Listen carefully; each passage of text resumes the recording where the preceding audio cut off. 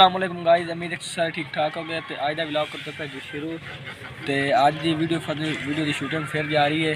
आज बनाऊंगा जी दर्ज की दुकान से वीडियो एक फनी तो वीडियो वेले मुंडे एक सदा से वेखण मिलने तो तुम जल्दी जल्दी जाके वेखनी पूरे 3 बजे।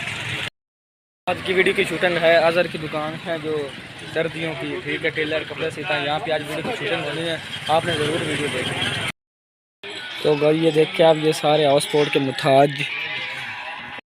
तो गाइस आज की वीडियो शूट करने लगे हैं। आप वीडियो शूट करते हैं, उसके बाद आपको दिखाते हैं कि वीडियो बन गई है कि नहीं।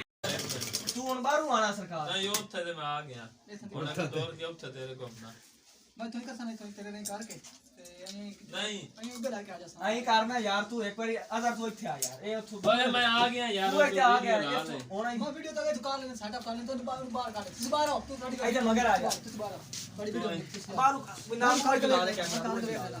तू शूट ना पा जाओ, तू शूट ना